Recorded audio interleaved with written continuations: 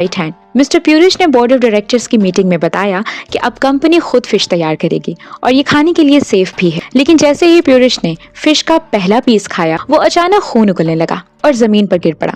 उसे फौरी हॉस्पिटल ले जाया गया, जहां वो मर गया, मगर चंद मिनटों बाद ही दोबारा जिंदा होकर उस डॉक्टर को बाइट कर लिया जो उसे ट्रीट कर रहा था।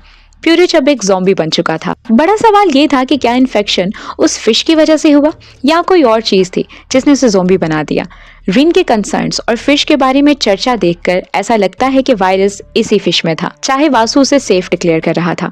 हमें ये भी नहीं दिखाया गया कि बाकी डायरेक्टर्स और मैनेजर्स का क्या हुआ, जबकि उन्होंने भी वही फिश खाई थी। प्यूरिच अपने वार्ड से फरार हो गया और हर उस शख्स पर हमला करने लगा जो उसके रास्ते में आया। जिस लम्हे वो किसी पर्सन को बाइट करता, वो इंस्टेंटली इन्फेक्टेड हो जाता।